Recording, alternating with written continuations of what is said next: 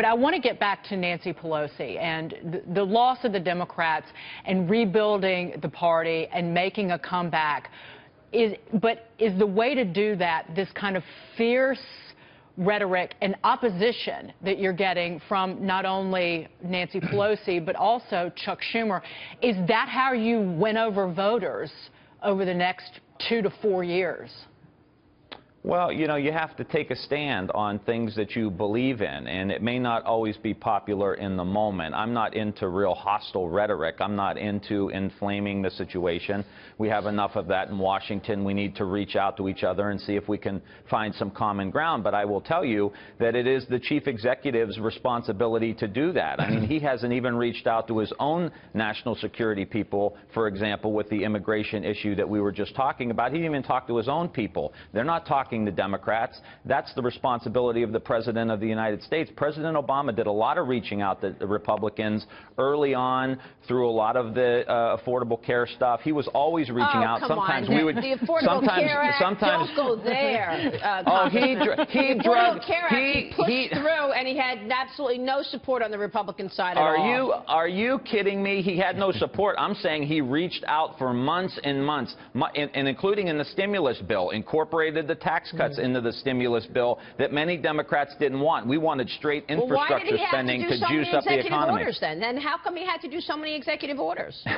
Because the Republicans were blocking every single thing he did. He had no choice but if he wanted to get anything done, to do executive orders. You know it and I know it. Mitch McConnell said that his number one goal, Mitch McConnell said his number one goal was to make sure President Obama didn't have a second term. Well, they blocked his jobs bill. They didn't vote, not one vote for health care. Their whole MO was to destroy Obama and make him a one-termer. Well, so don't turn around. So don't turn around 2 weeks into Trump's presidency and say, "Boy, you guys are being really unfair." Look, this is not the Rotary Club. This is politics. It's a full-contact sport. If you can't take the heat, get out of the kitchen. Right, and I think it's also important to know that part of the reason Donald Trump won the election is because of those executive orders. It was as much a repudiation against President Obama as it was the fact that there was no message from your candidate. Well, so look, let's not forget what the reality is. Your team lost. And I like some of his executive orders. Small business regulations, I agree with it. Renegotiating TPP, I agree with it. Finding a way to make NAFTA work for places like Youngstown and Warren and Akron, Ohio, let's sit down and do that. I'm not here to butt heads with him at every turn. I'm here to work with him if we can.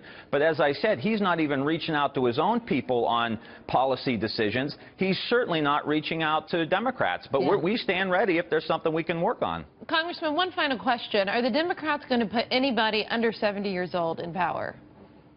In leadership. Well, I did my part. I did my part to try. I think we do need new faces in the Democratic Party, and I think we need a solid approach that reaches out to all corners of the country. I think we have a good agenda that we need to just push and get out. We need to rebuild the country. We need broadband in every corner of the country to unlock certain communities that just can't compete in the new economy because they don't have the new America 2.0 infrastructure like broadband and education reform and all the rest. So we have an agenda. But we've got to be willing to sit down and try to get it through. Well, part of the issue is the party is being hijacked by the extreme left. I mean, is that a fair statement? Well, we're in an era in the country of extreme partisanship.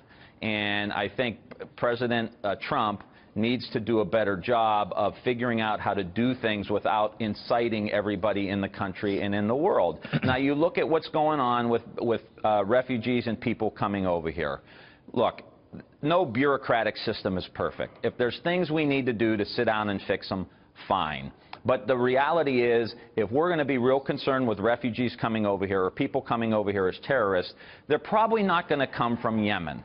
they're probably not going to come from Syria. Why They're not? probably going to be smart enough to come through a European country into the United States. And so let's sit down and figure out how we can work with our European allies to tighten things up to make sure that we're covering the entire ground.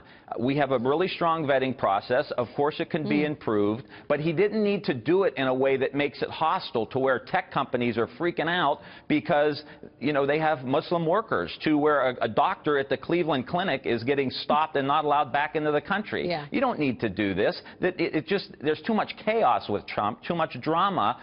Sit down, relax, breathe, in through the nose, and let's figure out how to work together and get the country going again. Real quick, Peter Kiernan. Well, I have to say, I watched you closely when you were running your campaign for, excuse me, minority leader. I think you would have made a great one. I don't believe you would have fought at every single step, at every single turn, the way Schumer and Nancy Pelosi are. Do you have a reaction to that?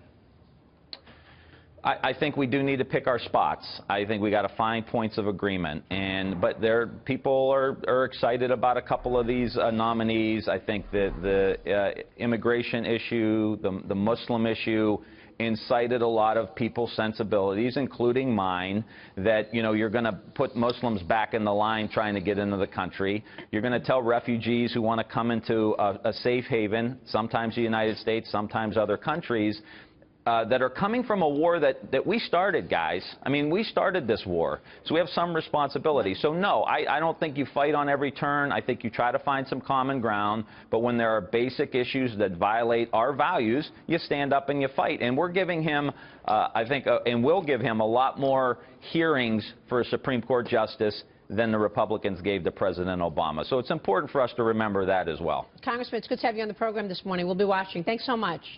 Thanks, Maria. Congressman Tim Ryan joining us.